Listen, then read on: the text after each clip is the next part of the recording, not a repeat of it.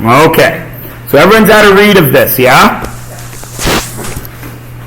Identify what you are looking for. So that is step 1. So, in math class, if you don't know what you're looking for, what must you give it? A variable, because it's unknown, right? So step 1, identify your unknowns. So let's do that with this question. What are the 2 unknown things in question 1? There's 2 numbers. There is number 1 and there is number 2. Everybody agree? Excellent. Step 2. Identify your variables. So, one of these gets a variable. The other one gets another variable, because they're not the same number, are they? So, what is number 2? Or number 1? Is A, that's fine. And that makes number 2 what? B. Could you use any 2 letters? Of course you can. So that is step 2 right there. Assign the variables. So wouldn't it be that one number's 48 and the other 128? No, it's not 48 and 128, but we'll get to it. Okay. Step 3, write 2 equations. Now, right here, math guys want you to write a let statement. Let statements are stupid. Here's what they mean. Let A equal number 1, let B equal number 2. Done. I say number 1 is A. Got it? Now, step 3 is decide on the math. What is happening to these numbers? Well, the first thing that's happening to them is the sum of those numbers is 176. What math? Adding. So A plus B equals what? 176. And their difference, A minus B, is 48. Do I have a system? Solve it. What are you going to use? You want to do subtraction? It would actually be adding, because that'll eliminate the B, won't it? Right? So let's eliminate the B. Add them together. What's A plus A? 2? No, that's A times A. A plus A is 2A. What's 176 plus 48? 6 and 8. 4, carry the 1. It's 224, yes? Now what? So A equals 112. Right? So now, what do we get to do with that A? So number 1 equals 112. Then I can plug that A in anywhere I see an A, yes? 112 minus B equals 48. Right? So 112 plus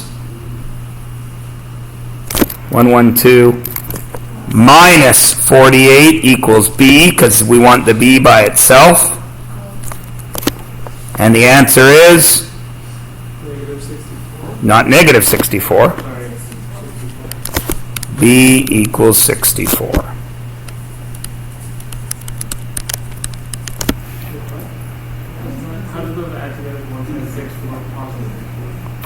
112 and 64. How do you add to 176? I thought so. It's pretty complicated, that addition there, hey Bryce? You're a Wookiee. Alright, are we good? What What? I said you were a Wookiee, but then Navjot said something. Okay, let's look at the next one. Step 1.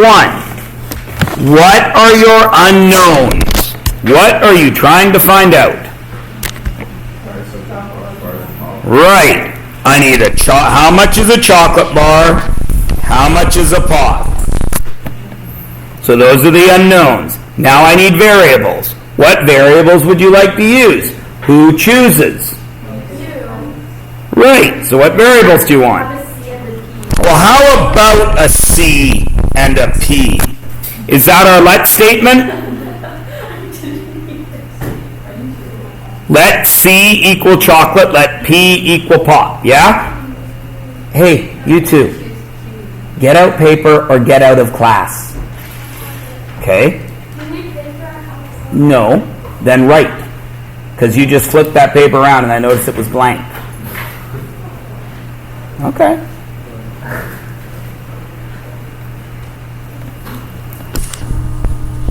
Decide on the math.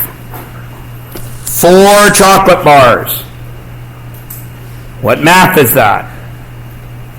Yes, I don't know what letters you use, but that would be 4A plus 4C, 3. because 4 times 1 chocolate bar. And 3P equals 5.3. I don't need the 0. Because I'm not in kindergarten. What else? 2 C's plus a P equals 2.2. Now, would you use substitution or elimination? I'd substitute here because you've got a P by itself, right? So doesn't P equal 2.2 minus 2C? So where then can this go? Right at that P, yeah? So I have 4C plus 3, but not P, 2.2 minus 2C, correct? And what does all that equal? 5.3. Then I do my math. 4C plus 6.6 minus 6C equals 5.3. Negative 2C equals negative 1.3. Yes? Everyone is still okay with the algebra? And C equals 0.65. How much is a chocolate bar? 65 cents. So I come over here, chalk equals 65 cents. Then what do I do with that C? I can put it anywhere else and find out what P is. You guys do that. I already know the answer. Somebody tell me what P is.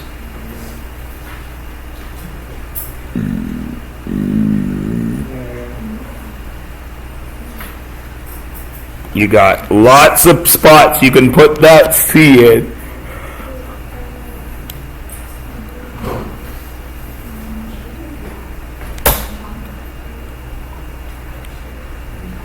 I, of course, would put it here because you're looking for P, aren't you? So 2.2 minus 1.3.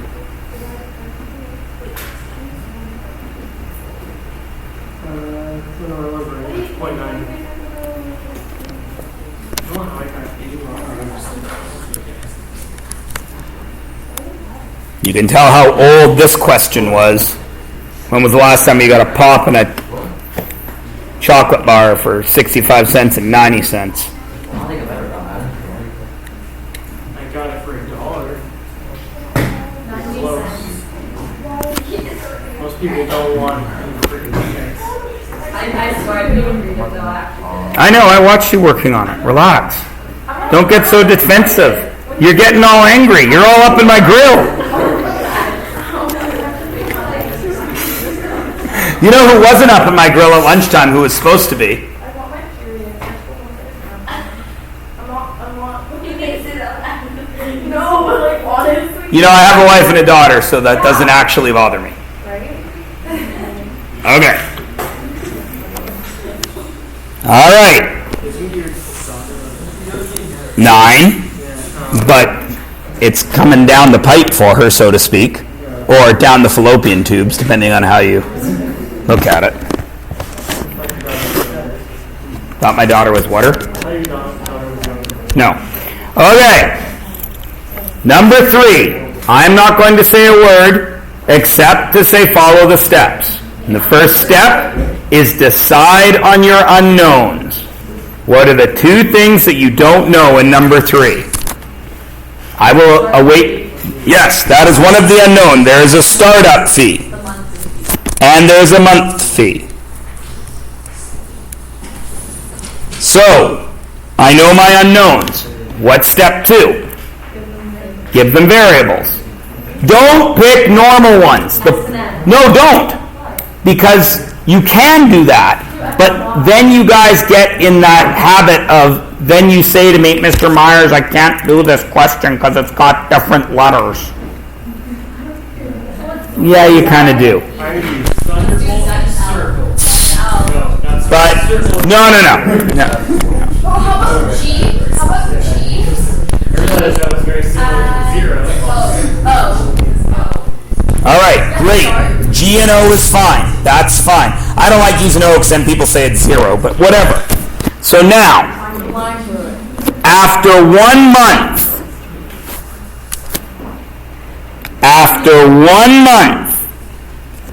she's paid $260.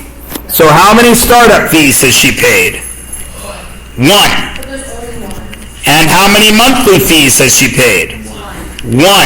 And how much has she paid in total? $260. After 6 months, how many startup fees has she paid? 1. How many monthlies? 6. And how much has she paid? $435. Now, this is the time where you can use that handy-dandy little trick I taught you a few weeks ago, or a few days ago. You could do that, but you have G's by themselves, don't you? So doesn't this G equal 260 minus O? See, this is why I don't like using O. But you with me? Fine. Although that's really 0. How about we change it to Q?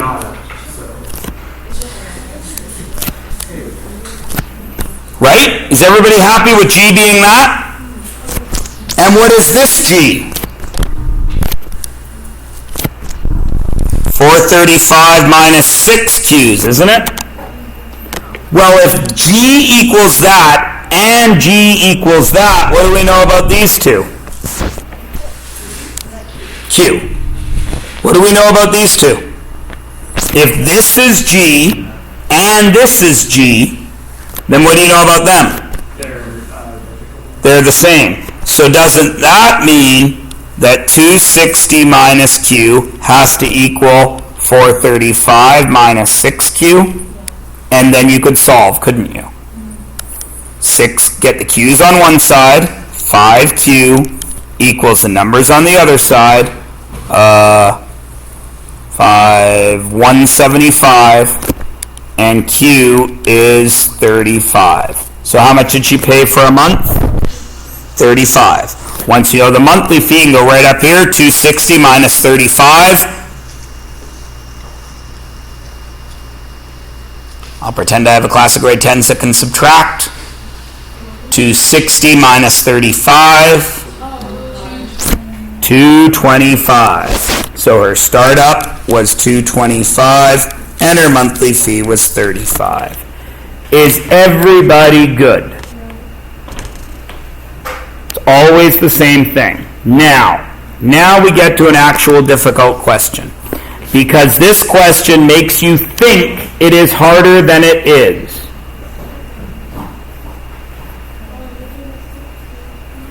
Read that question and tell me why you are worried about it. Don't start anything, just tell me what worries you. As soon as you see a percent, you're scared. Problem 1. Percentages are hard. Okay? Are tedious, right? What else? What's part of that? Part of the investment. Part of the investment is 8%. Part of it is 10%.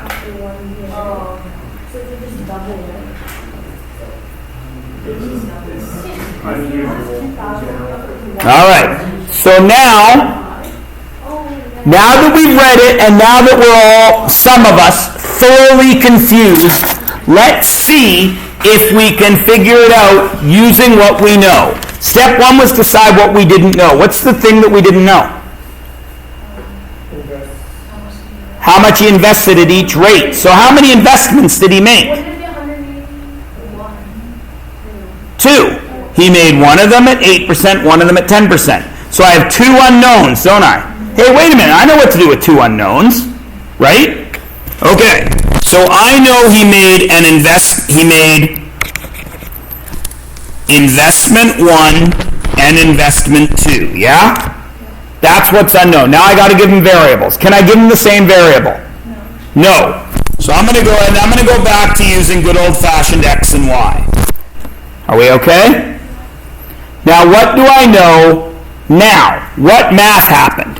He had $2,000. Some of it was X, some of it was Y. So what math do we know?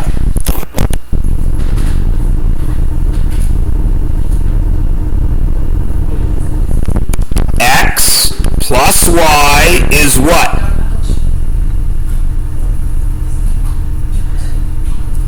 $2,000. Because he only had $2,000 to spend. Some of it was X, some of it was Y. So when you put them together, he's got $2,000, yeah? Okay, now, some of that was at 8%. Soon as you see a percent in math class, what do you know you have? 0.08, yeah? So 0.08x, because that was one of them, and 0.10y, that's the other one. What does that have to equal now? 190, because that's the only other number there. Now, Saida has said, that's hard to say, Saida has said that the percents bug her. Can they be gotten rid of? By doing what? Multiplying by what? 10? 100. So isn't this 8x plus 10y equals 19,000? And now, don't I have a system with which I can work? Would you use substitution or elimination? It's your choice. I would use substitution here as well, because it's already almost set up, right? The less multiplying we do, the better. So doesn't x equal 2,000 minus y? And once I have an x, where can this go? Right there. So I have 8, but not x. 2,000 minus y plus 10y equals 19,000, yes? So 8 times 2 is 16,000 minus 8y plus 10y equals 19,000. 16,000 plus 2y equals 19,000. 2y equals how much? 3,000. And y equals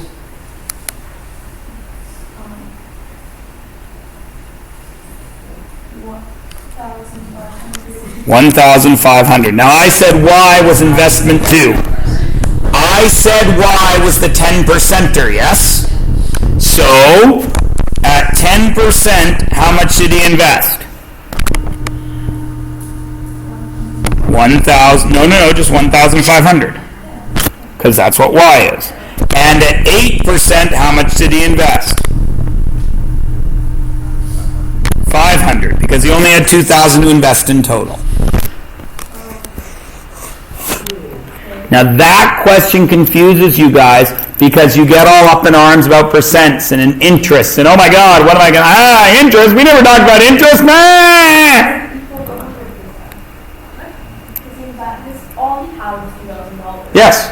So that's 100%, right? Let's say, like that's like the full amount. Yeah. That's like so how does like 18% equal to 2,000? It, 10 and 8. it doesn't. It's the interest, Vanessa. Okay. That's why it says interest. You, don't worry. Next year when you guys are in grade 11, there's a whole unit on interest because none of you know anything about it. Oh, yeah. Yeah, next year when you're stuck in grade 10 again, yeah. And 2 years from now, when you take grade 11 math, there'll be a financial part in it. That was hilarious, Saida. That was a good one. Usually I have to make those jokes. I make them in my head. I don't say them out loud. Didn't even think of that one. That was good. Okay, are we all okay? All right, now remember, it doesn't matter how the question is written. It's always the same thing. Decide on the unknowns. Some math happens to those unknowns. Write some equations and do a system. Because this actually has real life applications, correct? Like if I'm choosing between two jobs and I want to know how I'm going to get paid, if it's worth it, like that type of thing.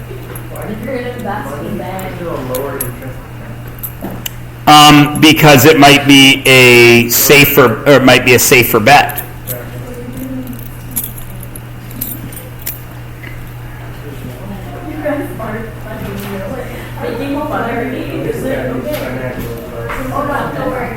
Everybody good? Okay. So, I've given you tons of practice on this stuff. It looks like quite a bit of work, but remember there's no A, B, and C's. It's just 8 systems. I lied. 11 systems. So go.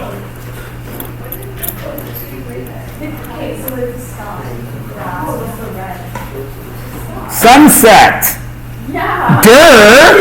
He's riding along a beach road. What happened to the road though? This is like the sidewalk. It's perspective. What's the great thing with the stripes in it? This? No, down.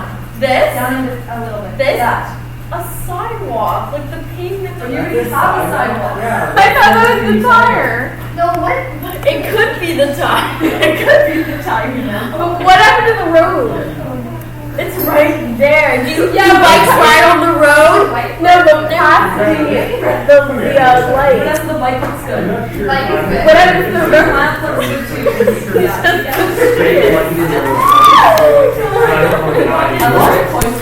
the Your light.